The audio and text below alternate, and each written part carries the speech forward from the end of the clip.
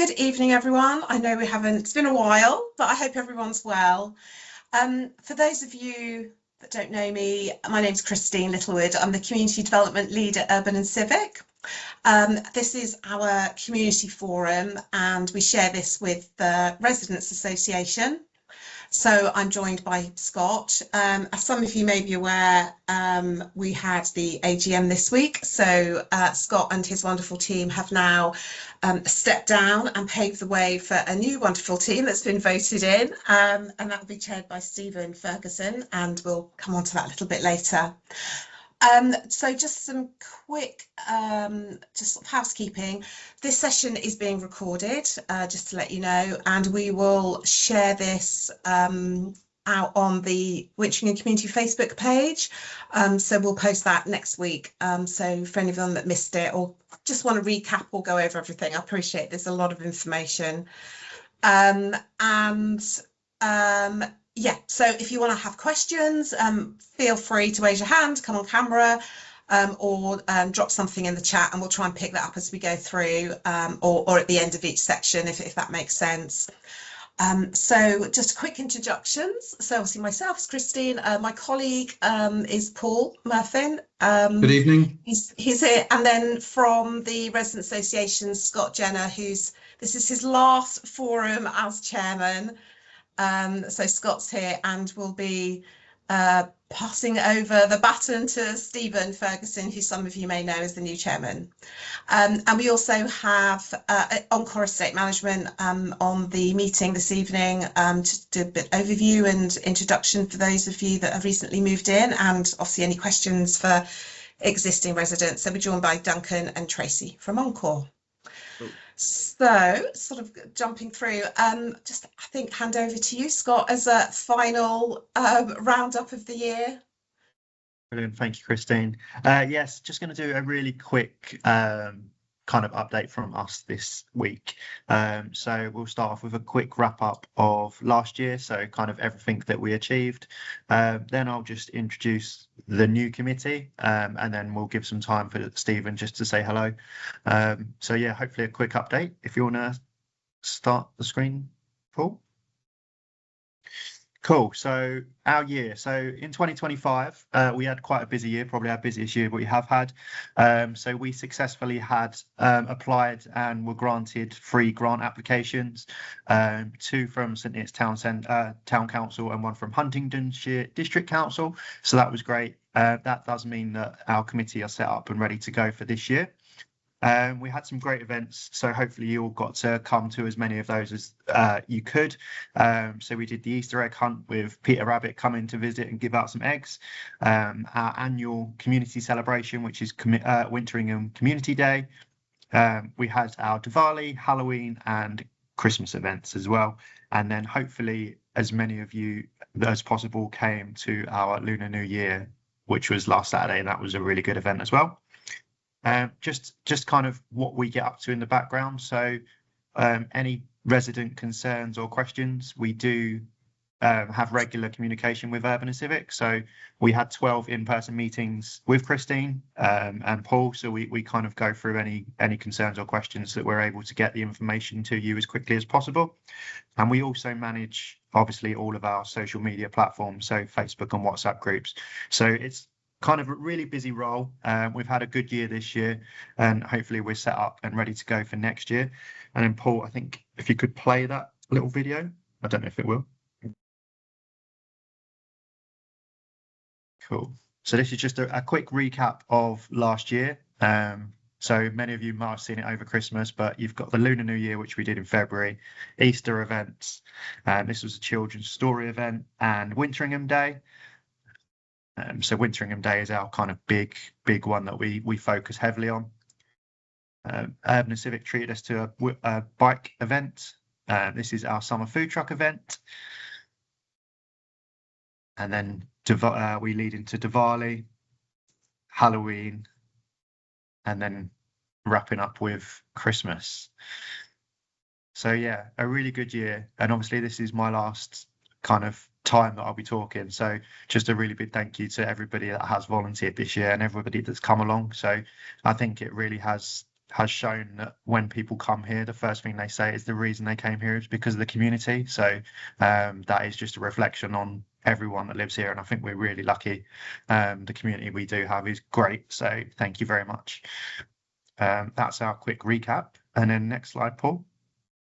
So the committee elections. So on Monday night we had our committee elections where we elected our new committee.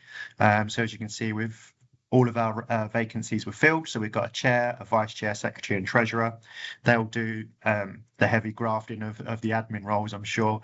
But we've then got executive members who will help run and plan events, and our non-executive members who will obviously volunteer as and when they can. So handing over to these guys, any help you need, please do ask, and thank you for volunteering and carrying on the work that our existing committee have done. So we can't do it without all of our residents, so thank you. I think that's me handing over to Stephen. So hello everyone, my name's Stephen. I've lived on Wintringham only since October, but I've lived in St Neots for I think 13 years now. Most of that time I spent living across the road in the other development in Love's Farm, but I decided to move to the better half of town in October. And now I find myself elected as chair of the community association, which is a bit surreal. I've been around St Neots for a lot. I've been involved a lot in the community. I started off the park run here, and then somehow got pushed into politics. So I was on town council for 4 years. I was town councillor for St Neots East, which includes Wintringham and St Neots, for 4 years. I was mayor for 2 years. I was a county councillor here for 4 years, including being chair of the county council, and I'm currently, for a few more weeks, on Huntingdonshire District Council. So I keep getting pushed to the front of these community things, and I don't ever learn. I'm also a governor at Wintringham, and I'm really excited to get involved with the community association at such an exciting time. I feel like Scott and the previous committee have done lots of the heavy lifting, and now we get almost a fully formed committee to take forward and do more exciting things. So I went to the Lunar event last weekend, and it was absolutely amazing. I loved it, especially the orange spitting lion/dragon thing, which was amazing. And I'm really excited to be involved. Lots of you might know me from social media. I've been quite prominent, but I'm easily contactable, and because I'm also a councillor and chair of the community association, you've got lots of reasons to contact me personally and ask me to help you with your problems, which I'll always try to do with the help of my friends in the committee. And really excited to be involved in this exciting time. And just want to say thank you to Scott and the previous committee for all of the wonderful work they've done in building this community association to be something that we can be proud of, and something which I'm really excited to take forward. So thank you, Scott, and the previous team. Yeah, here. Yeah, thank you, Scott. As always, hugely appreciative, and it's been wonderful working with you. And I know you're not disappearing, you're still on Wintringham. So we're not going to let you go that easily. That's great, thank you. Did you want to roll to the next slide? Okay, so we're joined by Encore Estate Management for those that have just joined. So I'll let them kind of run through. I think Duncan's going to lead on those. So over to you, Duncan. Thank you very much. Thank you. And also just to reiterate, thank you, Scott, as well. I think a lot of people don't realise what you and the previous team, how much work goes in behind the scenes. And it's having been involved in estate management for nearly 20 years, you can really see the difference when you've got a team of people that wants to drive the community. It really is noticeable, and I'm sure the new team will carry on the great work. But thank you very much as well. So just a couple of introductions. My name's Duncan. I am Associate Director, part of the Business Development team. So I've been involved in the setup and how the budgets are going to work and how the legal structure, the legal structure was agreed and given to us, but we are kind of responsible for how we work inside that, in terms of how the service charges work, how much money is collected, what we can spend it on, etc. We're going to talk a bit about the legal side of things a little bit later on, and I'm joined by my colleague Tracy as well.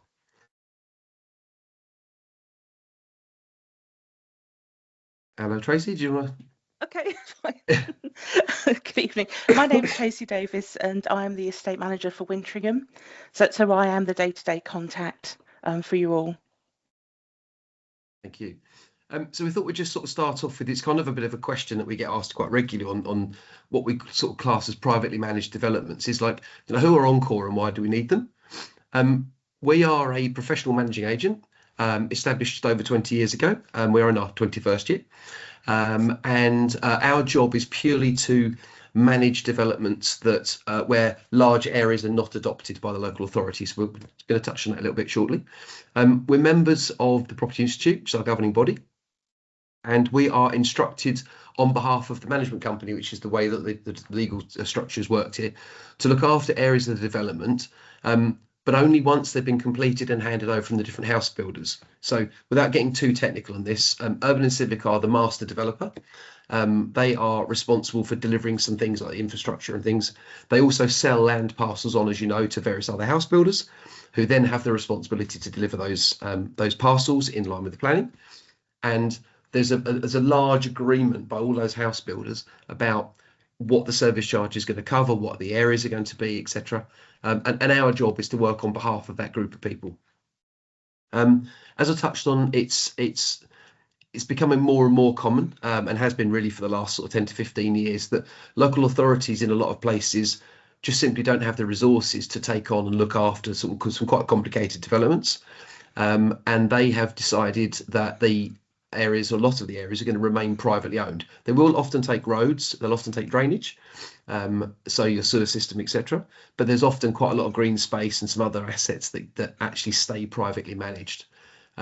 So they're not covered under your council tax. If you leave the development and drive up the road, you'll find that grass verges in the area that are looked after your council tax. So it's a bit of sometimes people get a bit confused over, you know, why do I pay my council tax if you're not looking after my grass?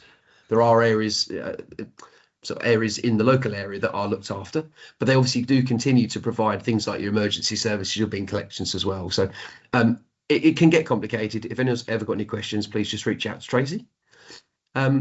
And then it's just worth mentioning that most of the roads actually remain under the ownership of the house builders themselves until they're adopted by highways. And we say that quite pointedly because we do get, and Tracy gets, a number of people querying either damaged roads, or they're not finished yet, etc., or there's parking problems, and ask Tracy if are we able to fix them, and the short answer is not really, because actually it's the responsibility of the house builder to enforce those terms and then to get the roads done and get the roads adopted. So again, if people have ever got any questions or queries, always come to Tracy first. We can let you know what the latest position is, and we can kind of update you about who the best person is to speak to if it isn't going to be us. So okay, next slide please. I'm not sure who's doing that. Thank you. So we just want to split the evening just into these sort of 7 key areas. So we're going to talk about managed areas in a second, very specifically, obviously, what the service charge covers. Specifications, because there's quite a lot of, or there's lots of questions about, you know, what gets done when. What else might money get spent on? We're going to touch on the legal background. I'm not going to run through it all because it's, I'm not going to lie, it's a bit complicated. It's also not particularly interesting. But if anyone's got any questions as well, always happy to go through the legal documents just to work out what's what and where. We'll talk about Places, our app, and then also some good mediums as well for resident feedback. So if you could, thank you. And ultimately, we're all on the same side. What we want is a well-managed development for residents to enjoy. That's it. You know, we know that when you come home from work, or if when you come back onto the development for any reason, you know, if the grass is cut, if the flowers are out, if the roads are swept, if things look nice, you feel quite happy to be home. It's a lot better than being in a place where things are left to be a bit messy. Things, you know, I'm not going to mention the pothole word because I think that's something that we've probably all heard a lot of very recently. But as when we look after things, we've got a pool of money, the service charge, to do things. And we've got a lot of guidance and a lot of structure for us to be able to follow in order to make sure that the developments look really good. And that's, so we're all on the same side. We all want the same thing. Okay, so on to the next slide, please. I'm going to hand over to Tracy briefly as well. Thank you, Duncan. So the plan that you looking at on your screen today, this shows the areas that have been highlighted in blue, and those areas are the areas that have been handed over to the management company, and that's what we are currently maintaining on behalf of the management company. So just in terms of updates, there will be some new areas that will be handed over. Carrington Green is due to be handed over as at the 1st of March 2026, and there's also a public open space that is currently with Stone Bond that's due to be handed over in April. So we will update the plan as and when additional areas are handed over to us. Just in terms of when new areas are handed over, so Encore and Urban and Civic work with the house builders, and once the last property in their land parcel has been sold and all the work's completed, Encore and Urban and Civic will meet with the house builder to agree any snagging items and agree a handover of their parcel. Once the area has been agreed for handover, then the legal transfer is completed, and then the area is maintained by the management company as at the agreed date. So the plan will evolve throughout the year. What we have been tending to do is that when we come to our new service charge budget year, the plan is updated. Next slide, please. So what does service charge cover? So a service charge covers predominantly, we have maintenance of the green spaces, which includes the mowing of the grass. The mowing of the grass is carried out on different frequencies depending on areas. For example, amenity grass is mowed weekly, whereas the mowing and cutting back of the wildflower is carried out on an annual basis, which is normally done in September. The trees and other woodland areas are also included in the service charge, and we've had a tree survey that was recently undertaken, and there is currently a programme in place to replace the trees that were removed as a result of that survey. The replacement tree works are due to be completed by the end of March. We also have the maintenance of ponds and drainage. The self-sets have recently been removed from the ponds, and vegetation has also been removed from the basin surrounding the leisure route. Footpaths and cycleways are also included in the maintenance, and we are currently looking at the footpaths in certain areas that have been impacted from the amount of rainfall that we've had over the last couple of months. We are looking at laying down additional gravel. We've got 20 tonnes of gravel that's due to be laid in the next week or so. And we're also looking at a spring and summer programme whereby the paths will be rolled once it's dry enough to do so. We are also reviewing any additional land drainage works, and these will be completed as necessary. Replanting is also a very important factor in the service charge budget, and replanting works have taken place in December. We've had replanting in shrub beds along Nuffield Road, Ripple Park, Brett Road, Pelham Road, Aspen Avenue and Gedney Way. Next slide, please. So Duncan, over to you. I think you were going to talk about the specification. So I'm muting myself in between because I've got quite a bad cough, so I'm just kind of muting myself in between. So apologies for that. So as Tracy touched on earlier on, there's quite a specific open space management plan at the development as well. So one of the questions comes to us sometimes is, well, my neighbour has got, really nicely, regularly mown short amenity grass outside their house, but I look over wild grass and they only cut that once a year or twice a year, depending on the frequency. What we've done is we've put together a guide, really, which is a summary of what gets done. We've tried to keep it really, really straightforward because we just want to demonstrate to people that different areas do have different maintenance frequencies. So, for example, the key ones we've got on here is amenity grass is often cut on a weekly to fortnightly basis to keep it short, keep it looking tidy. And it's just there to be a sort of a smart professional finish. In the summer, when it doesn't grow as much, obviously sometimes the guys will come, they'll just take the tops off just to keep it looking tidy, stop the weeds from growing, and then obviously get back to regular mowing again when the rains come. Whereas things like wildflower and species rich grass have got a very different maintenance regime. All this all of the planning of where all these different areas are is all been done as part of the planning process. Sometimes people say, oh, well, can't we just have amenity grass in front of our house? Unfortunately, sometimes we have to give people answers that they really want to hear. But the answer is actually no. We're not allowed to just rip things up and change things based on sort of feedback from people just because they prefer something. Everything in the managed areas is kind of already pre-designed, pre-agreed, and pre-approved. So that's why we have to work on that. So the document's hopefully going to be available hopefully soon on our Places app as well. And that just gives you a bit more detail about how often things are done in case people need to have a look. Okay, next slide, please. Okay, so how else is my money spent? So as well as landscape maintenance, the service charge also covers other areas such as inspections, health and safety inspections, which are carried out 6 monthly for all the play areas. And also we have an annual health and safety inspection that's completed. We also have to have a ROSPA inspection of the suds and the ponds, and that's completed every 6 months. We also have a provision in the budget to deal with any reactive maintenance repairs, and if any resident contacts me because that they found that there's a repair that needs to be undertaken and it's in the managed area, we will use the service charge funds to pay for the cost of that repair to be completed. We also carry out monthly site visits.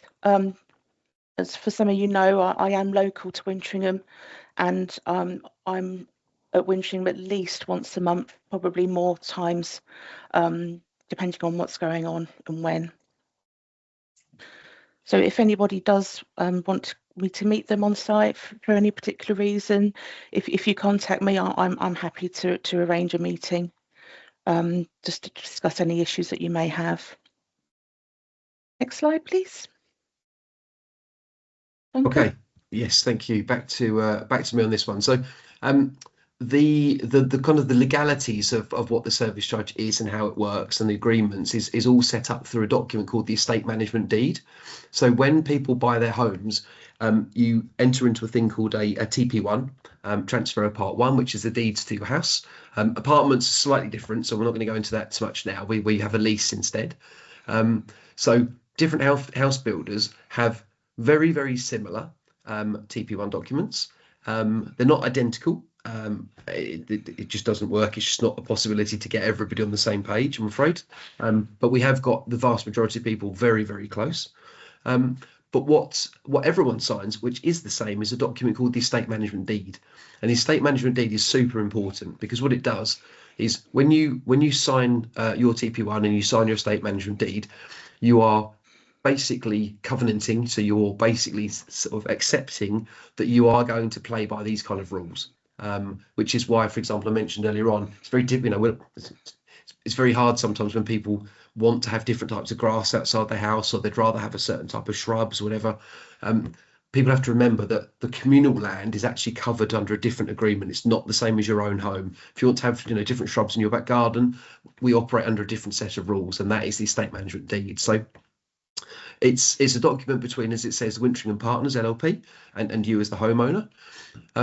Schedule 1 defines the common parts. So the map that Tracy showed earlier on, it effectively echoes what's on there. So it's a physical area. It shows you what areas your service charge covers.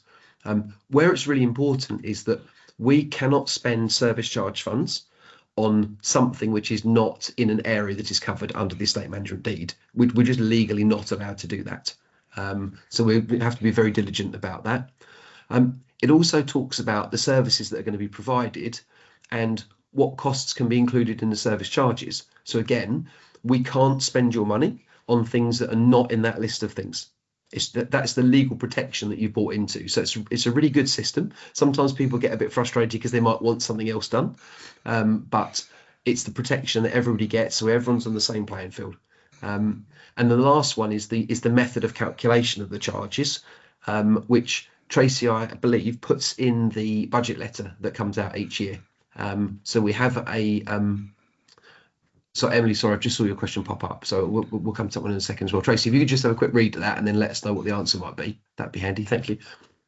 So the method of calculation is actually in the document. So Tracy puts together a budget pack, talks about the things we've achieved last year, what we're going to be focusing on this year, any kind of key updates and how the budget's changed.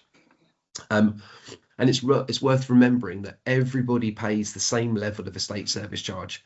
There are no discounts for anybody. There are no higher payments for anybody. Think of all of the land is one big piece of land, and everyone shares that cost equally. And that's actually quite key, because sometimes people think that certain people might get discounts, or sometimes people think that, you know, they would just wonder if it's equitable or not. But it is. Everybody pays exactly the same amount. So. Okay, so just to answer Emily's question regarding the accounts.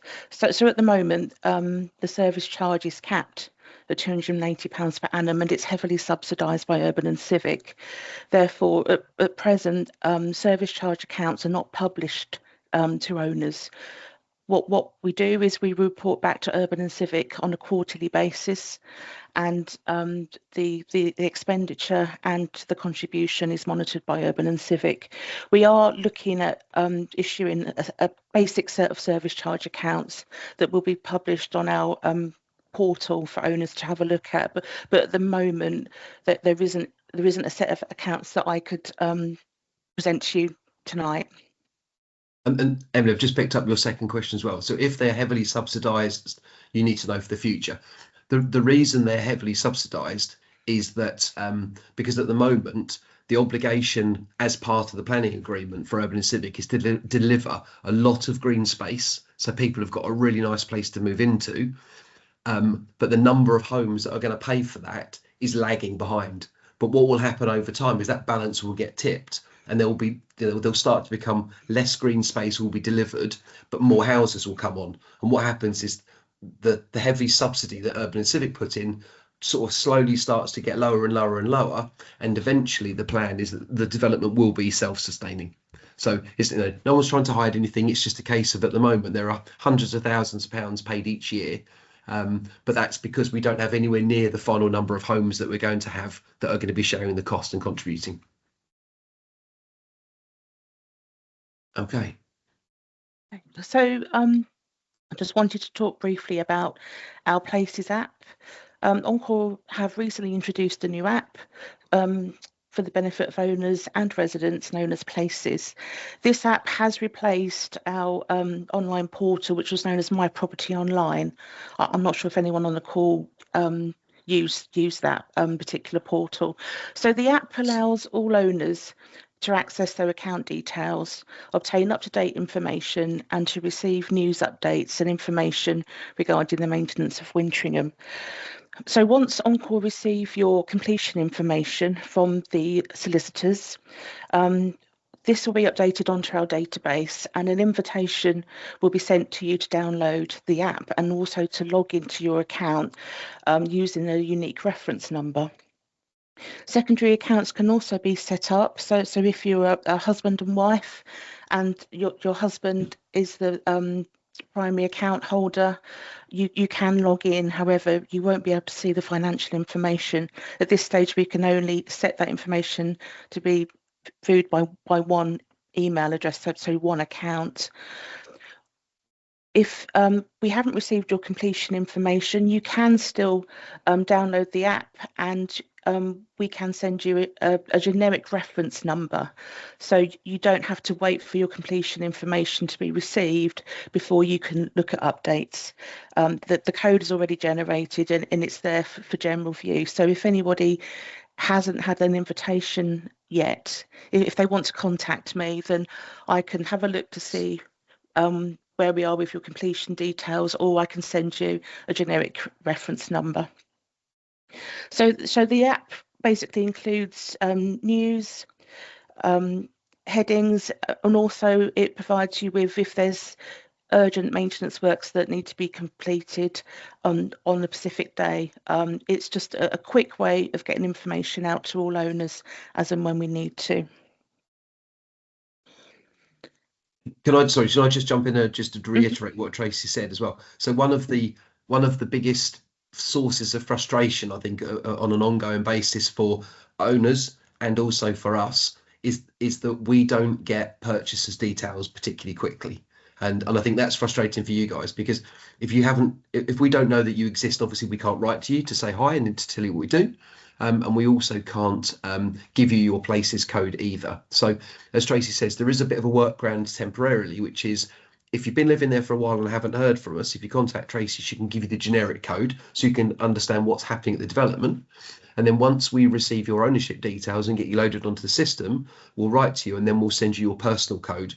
And then you can log on. And as Tracy said, whoever wants to become the primary person in the house, that doesn't matter to us. You can agree that between you. Other people can have secondary accounts, but then you'll be able to access the financial information. So the hold up, I'm not suggesting that if we get the details on a Monday morning, you'll have the letter on the Tuesday morning, but sometimes it can be weeks, sometimes even longer before. And we do a monthly report for Urban Civic, where we have to go back and check all of the number of the completions that have happened, and we cross-check each other's records. And we quite often find gaps because we just haven't had the ownership details yet. So it's something we're going to keep on working on, something we keep on pushing. But we just wanted to let you know if you haven't heard from us for some reason, or perhaps if a friend hasn't heard and they just moved in, that's likely to be the reason why. So okay. And just also I was going to say that the invitations are issued on a monthly basis. So if you haven't signed up to the Places app, having received an invitation and you want to do so, that invitation will keep rolling every month. So you've always got the opportunity to log in should you wish to. There's just a couple of other questions that just come through. I think it might be just worth just picking those off, Tracy, if we can as well, in terms of parking enforcement, when it will start. So what do we have at the moment, and where are we at? So there's smart parking, and Christine might have to help me out here. Smart parking have enforced the Nuffield Road outside the school.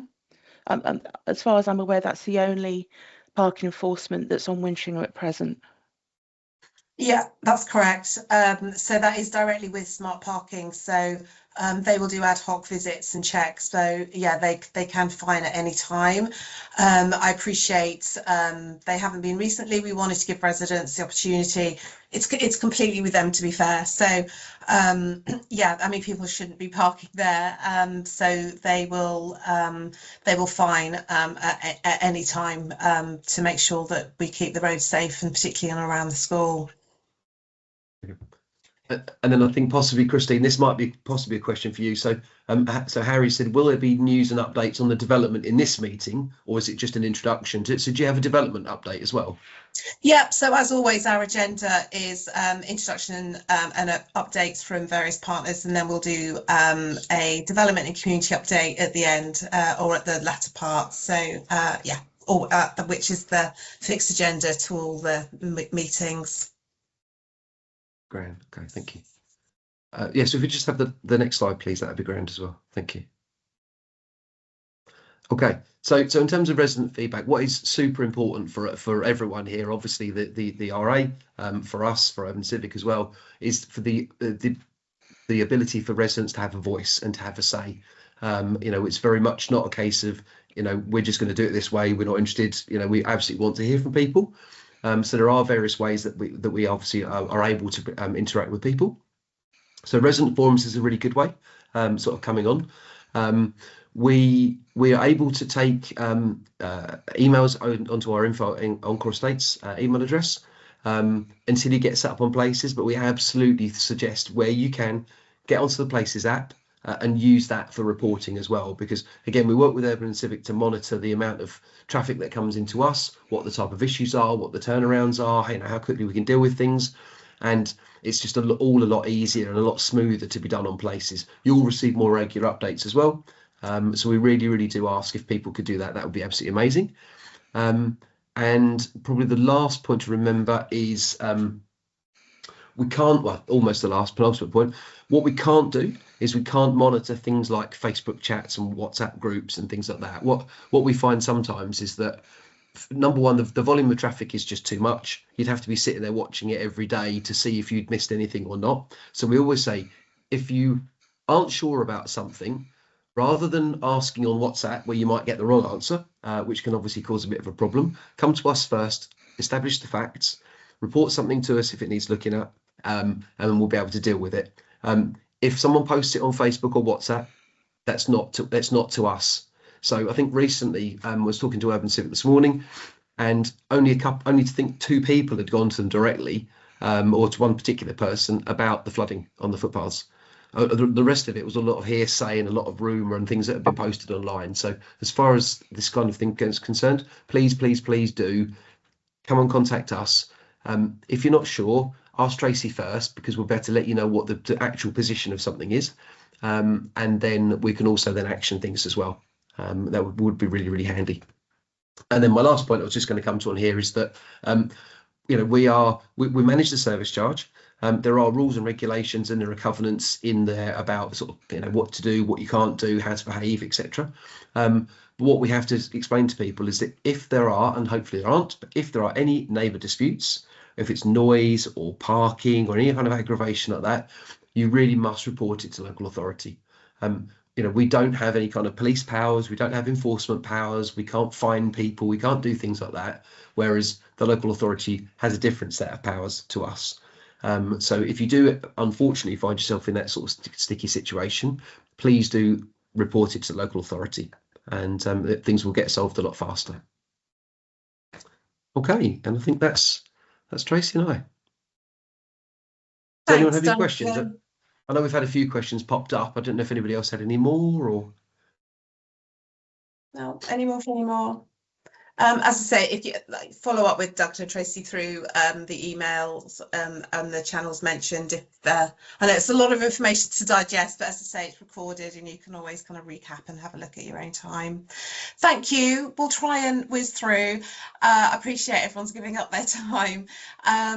Do you want to just jump to the next slide? Thank you. So just from my side, just a little bit of a quick update. So from my side, as we touched on before, Urban and Civic put on events throughout the year. These can range from ecology events, very sort of placemaking events that we want to get you to get involved, have engagement, meet neighbours. So we'll do lots of things around sport and wellness and try and enjoy the different elements of the development as well. So we've had bike servicing. Wintringham Residents Association led the fabulous Lunar New Year event. So the cultural events will be led by the Residents Association. So would love to have volunteers. I'm sure they would absolutely love your help in pulling those together. There lots of hands on deck to help those, but that would be great. So we do varied events throughout the year. I will post on the Wintringham Community Facebook page for those, and we'll also share those across our sort of platforms as well. So we'll try and let you know well in advance on the individual events, and some we'll share across the wagtail and also door drops depending on what they are. So sorry, next slide, Paul. I think I've just kind of covered a few. So just some pictures from the Lunar New Year event, which was last Saturday, which the Resident Association led on, which was fantastic. So that your help would be really appreciative for those. And then, sorry, I think you skipped one. Go back up one.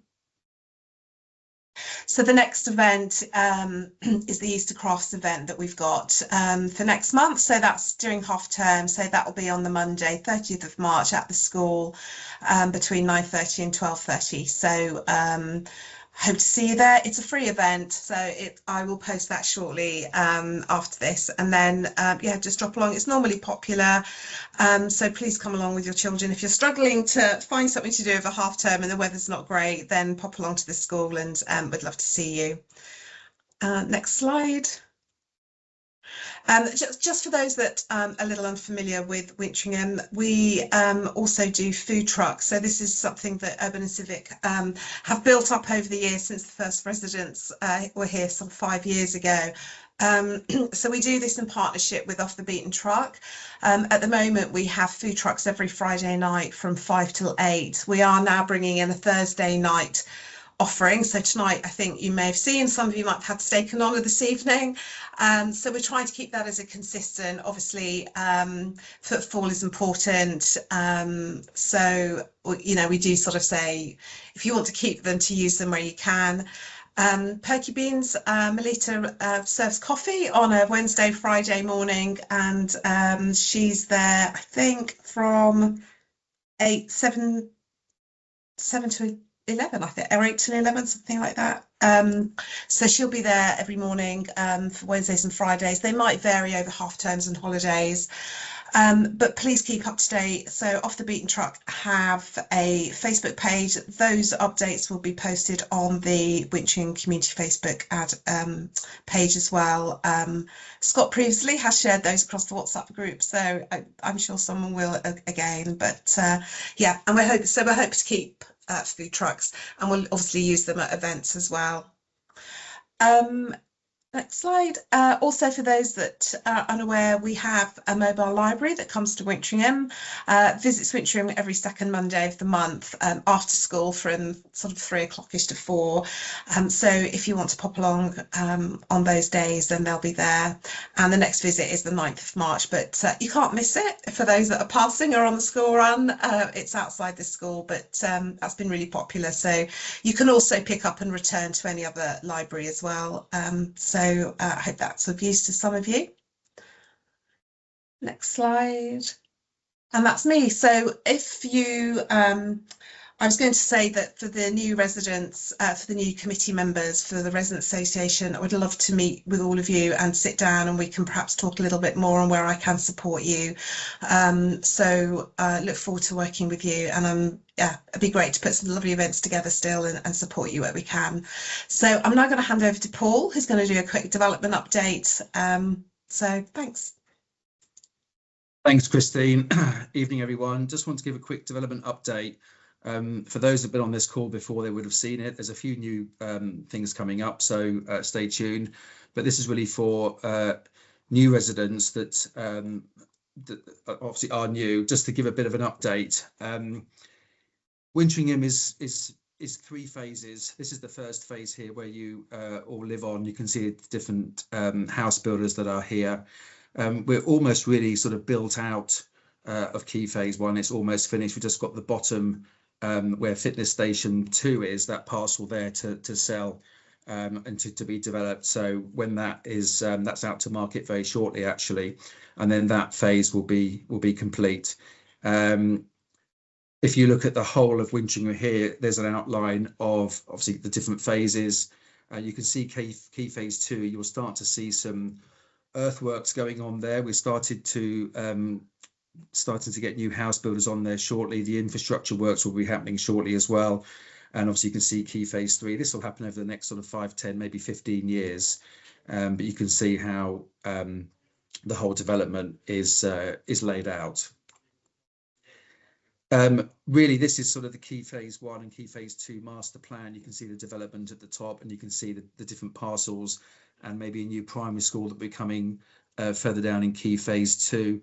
And that really sort of sets out what the development will look like in terms of the difference between sort of where the development and the house builders are going to be, as opposed to the green spaces. You can see key phase 1 is a bit more dense.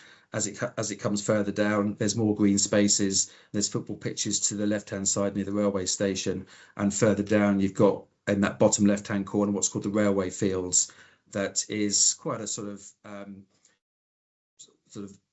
it's forestry really. It's quite nice to sort of go through. There'll be footpaths. It's a bit sort of boggy there at the moment, but it will be sort of raised up and planted and seeded. So that will look nice over the next sort of 3 to 4 years as that comes forward.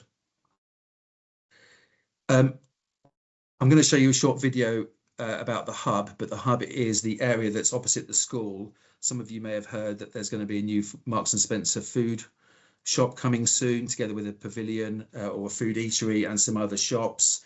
We're expecting planning permission for that to come really in the next sort of 2 weeks or so.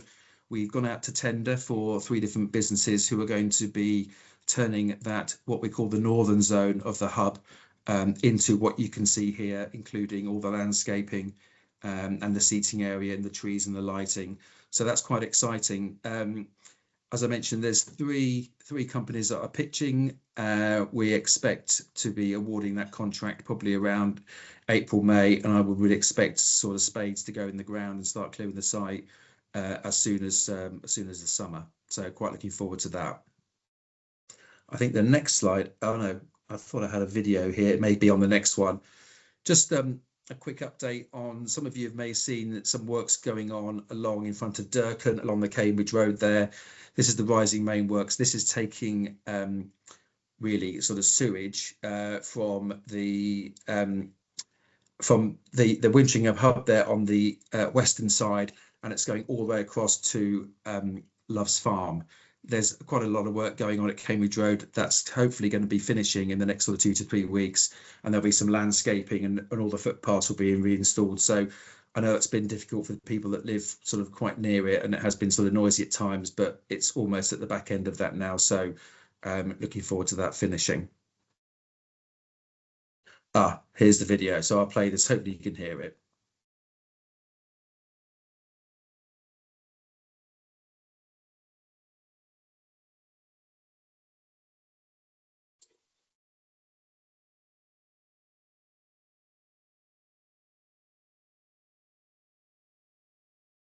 Can't hear it, unfortunately, but Oh, okay. Well, maybe you can read the bottom. It's only the music you're missing out on. yeah.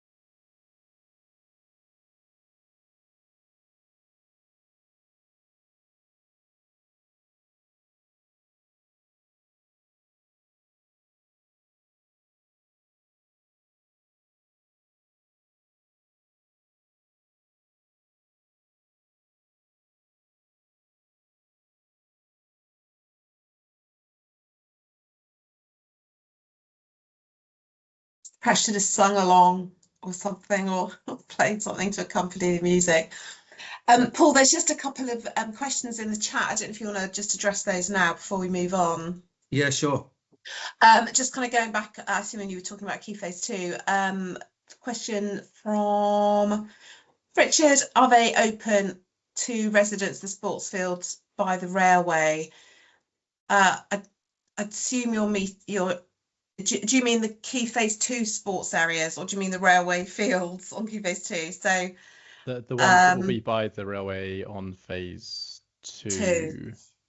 Yeah, so that will be so Key Phase 2 is predominantly going to be a lot more green space, lots of sports pitches and fields. So that's completely part of Wintringham. Yes, so that's been worked on. We'll hopefully do a little bit of a Key Phase 2 update. You can probably see, obviously, the culverts are there and there's buildings starting on there. But if you're not familiar with the plans, they're on the website actually. But yeah, so Key Phase 2 will be quite exciting, less dense in the way of housing, but with some really nice green spaces and sports pitches and fields. So there's a lot of consultations going on around what they will be at the moment, and we'll update those as well.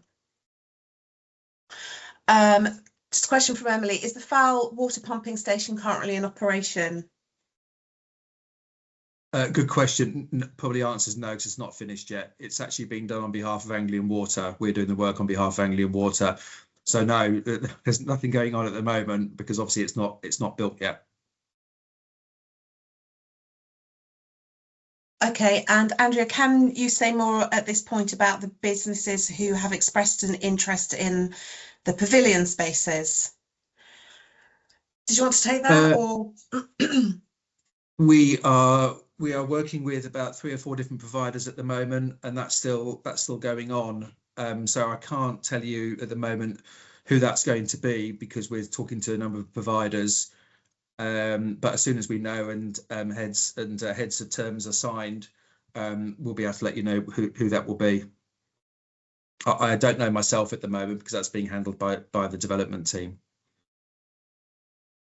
And we'll of course update as soon as that becomes confirmed and we know a little bit more and sort of further along. It'll be the E3 that will be announced first. So yeah, absolutely, we will share that as soon as we know. Did you want, sorry, I think that was it. If you wanted to carry on.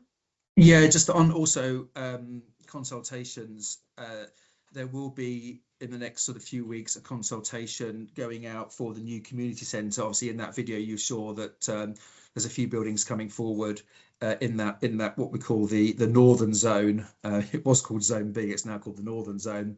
The Northern Zone.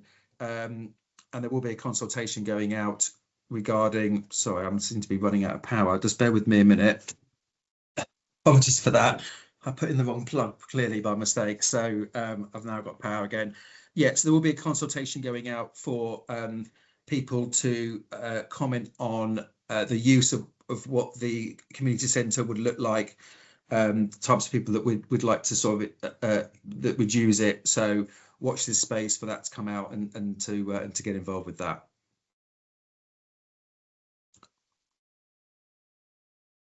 One minute. Just a quick update on Currington Green and Leisure Route. Tracy mentioned before that we did have a couple of complaints on the Leisure Route in terms of because the amount of rain we've had and the paths being quite muddy, and as Tracy said, there's been a lot of some more sort of toppings coming in to be sort of rolled and swept, and that will be done over the next few weeks. So that should help that problem. In terms of Currington Green, if you've had a look down there recently, we're just starting to finish off some works at the end of Currington Avenue in order to sort of get that footpath finished. But also all the Harris fencing has all come down, so it's all now opened up and it's been cut. So it's looking quite good there. The Hall Road that sits opposite Durkan on Aspen Avenue, which is near Penny Green, is also going to be ripped out over the next sort of 2 to 3 sort of 6 weeks probably, and all that will be landscaped and paths will be going in, and it will look a bit more like this on this picture as opposed to what it looks like now. So that was all on condition of Durkan finishing their work, because as you know, we don't allow construction traffic to come through the site. So we believe that most of their work for heavy vehicles has now been done. So looking forward to getting those works done over the next 2 to 3 months. And just one final thing I wanted to update you on. Please watch out for a water saving campaign that we're going to be doing in Wintringham. I also look after Alconbury Weald, another one of our sites near Huntingdon. And we've just spent the last sort of few months working with the community, trying to save water. And what we're trying to do is work with the community, trying to persuade the residents of Wintringham to try and to use 90 litres of water per person per day. Quite an arduous task, but that's what we're going to try and do. So there'll be a whole campaign going out over the next weeks and months. It will last sort of probably until the end of the year. And really, if we can sort of get people to use 15 litres less per household per day, that would be a great starting point. And this is all about making small changes, using eco buttons on washing machines and dishwashers, having perhaps slightly shorter showers, but also it's about not just about saving water, it's also about saving money. This is just some of the artwork and the creative that we had at Alconbury Weald, and it's been very successful. It's just a great way of just trying to get people to save it. There's also, what will come with it is a little a water saver calculator. You'll be able to go online and just answer a few simple questions to sort of see how many showers you have and how many people in your household and how many often you do the dishwasher. It's a bit like when you go on to getting a personal loan with a bank, you can sort of say how much you want to borrow and how many years and all that sort of stuff. And it will just sort of tell you quite quickly on how much money you could and water you could be saving quite quickly. So watch out for more updates on that, and watch out for leaflets through doors and other campaigns that we're running out. So hopefully in the next few months we can all try and do our bit to save a little bit more water. That was it for me. Was any questions coming, Christine? Just Just a question or a suggestion from Harry, just to say, not a question to be answered, but suggestion to have development updates at the beginning of the meeting in the future. Appreciate your feedback. What we've tried to do, because it's a joint forum with the Wintringham Community Association as well, to give time to them and do their updates. They normally would update first, just to share their sort of updates and news. And then we would invite any guest speakers in the middle. But yeah, that's fine. We can mix it up. There's no problem. We can have a look at that and see. If that's because it's probably gone on a bit longer or a bit later. Yeah. Obviously, Encore only perhaps present once a quarter. And obviously that's quite a large chunk. So when it's maybe a shorter invitee, it won't go on as late as 8 o'clock. No offence, Duncan and Tracy. Yeah, none taken. Thanks. I think we're okay for time, but I do not want to hold anybody up any longer if there's any more questions. But appreciate it's a bit of an information download tonight, lots to take in, and but as I say, please contact us if you've got any sort of further questions or would like any more information. We try and do these every couple of months, so we'll probably look at, I will schedule and share the next one, which will be towards the end of April.